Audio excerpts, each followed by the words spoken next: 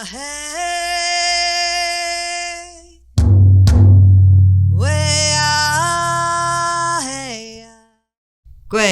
Jalasi, and Deluisi Julie. Hello everyone and welcome. My name is Julie Pellisier Lush. I'm one of the directors of the Mi'kmaq Heritage Actors. Are you ready, everyone?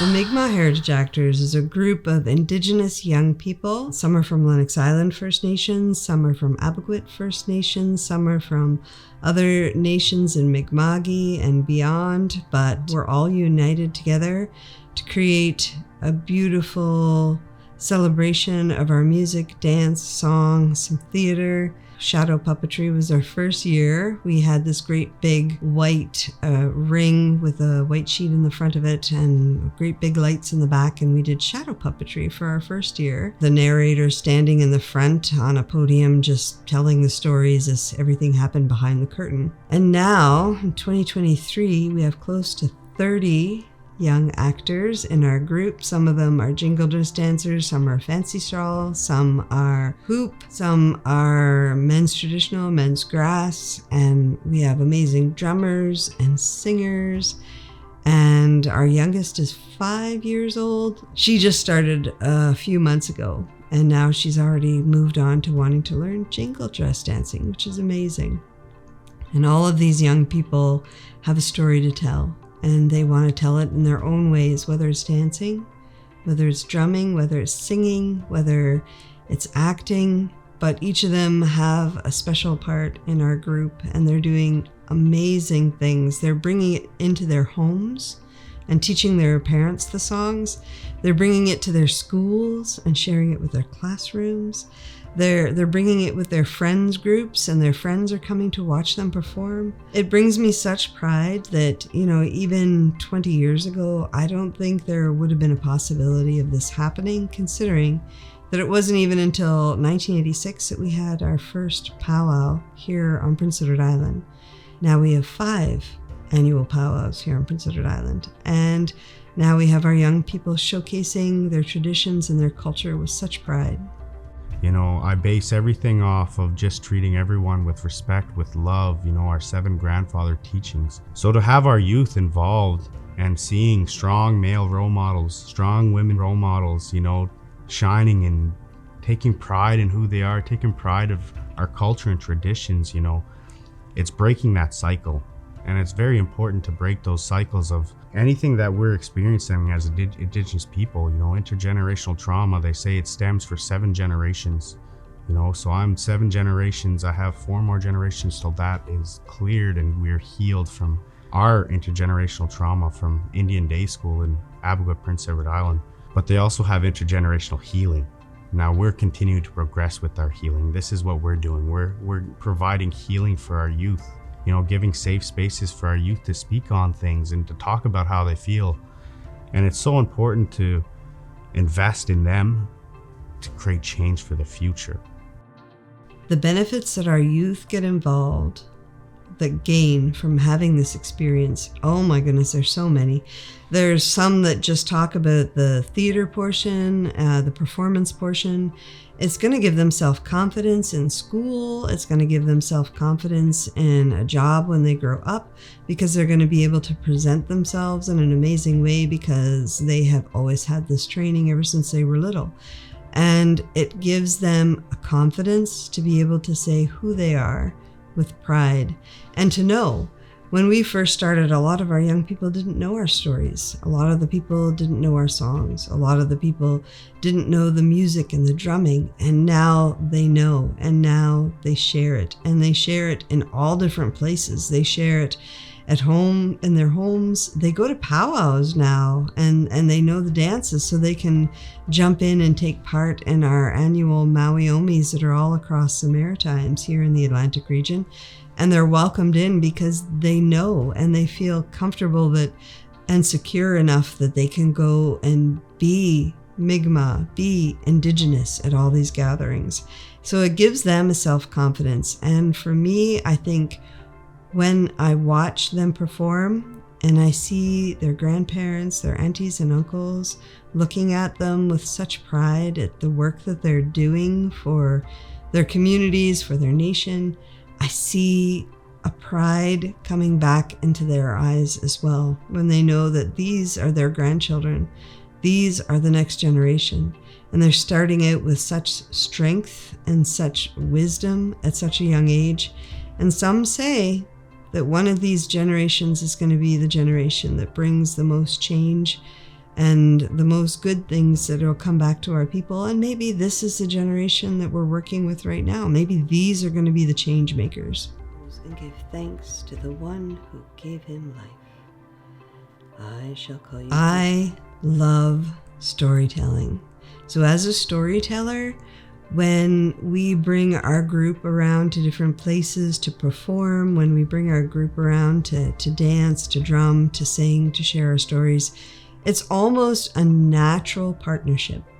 Because even when I tell my stories, if there's an opportunity to include music, to include drumming, to include a little bit of theater, like we will do it. When our group is younger, we end up just doing like we did at the beginning. We'll narrate a story and allow them to start moving through it. So they're just using their body memory to walk through a scene.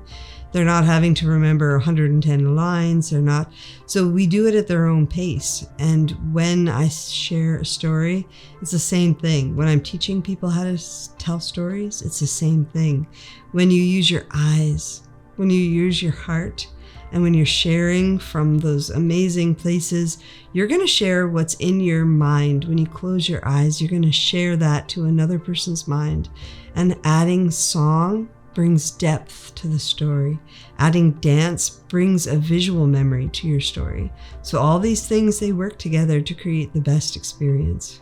The songs and the stories that we use, they come from a variety of places. First and foremost, the original 8 came from the books from Silas Rand. He was a Jesuit missionary who came and met with all the older people in our First Nations communities in the Atlantic and wrote down our stories in like the 1800s. And I've been told by elders that some of his translation isn't necessarily right, so I always like to go back to our elders and ask them again their versions of the stories so that I make sure that we're doing this moving forward in a good way. Secondly, it would be the elders. I go to my elders all around the Atlantic region and ask them to share their stories with me. And if they're okay with it, then we share it with the group. And if we feel that that story has a life, has a universal theme, then we try to incorporate it into our repertoire of what we would perform at the schools, at the Mawiomis, at openings, at different events. And a lot of times it will be a story that somebody just remembers when you're gathered together having a cup of tea. Somebody will say, I have a story about PEI and the beautiful red clay.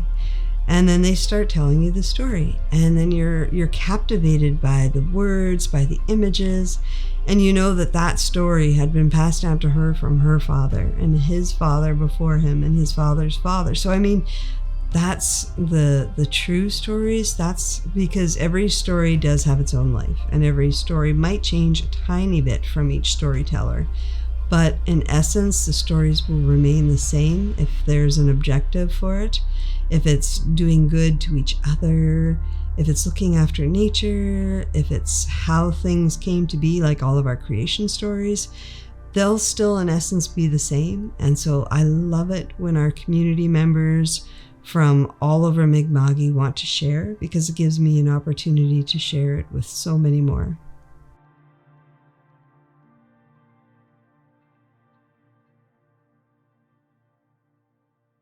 In my community of Lennox Island, I've been seeing a lot more videos of our young women posting on like social media, on TikTok, on Facebook, all those different places. But they'll just have their face looking into the camera and saying, I know I'm going to die Indigenous, but I don't want to die because I'm Indigenous. They are far, far from their home.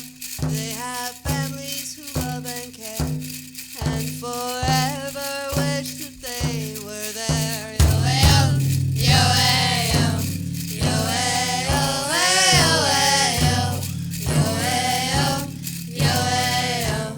Think of us now and then, and pray this tragedy. We can't all change the world. The biggest thing we can do for advocacy is stand up for the women and two-spirited in our lives, to ensure they have a place to go to if they need help, to spread awareness so other people can also give that same gift of assistance, and to make sure we know what to look for in our women and two-spirited to see if there's any violence or fear of violence occurring.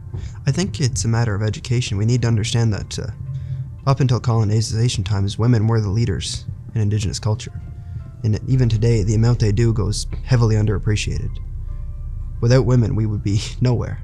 They're feeling that at like 13 and 14, 15, and all the way up. They are aware of the issue. And it's not like a whole bunch of things have been done yet to try to resolve this tragedy that's going on with our Indigenous women and girls and two-spirited. And I feel that our song is maybe a small way of us to keep the conversations happening, to work towards something that will help us to stop this tragedy that's going on in terms of our women, our young girls, and our two-spirited.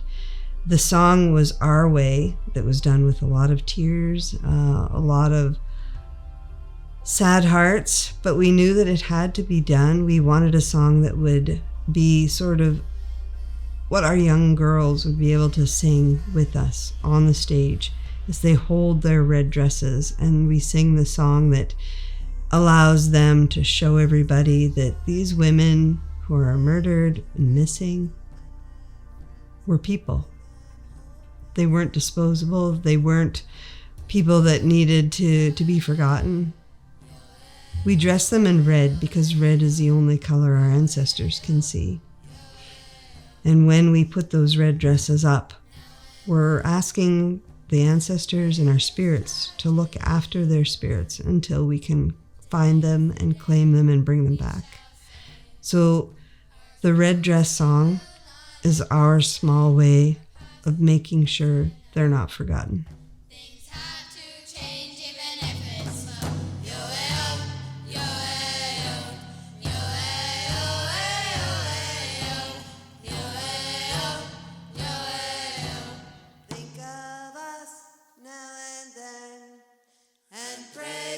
Tragedy.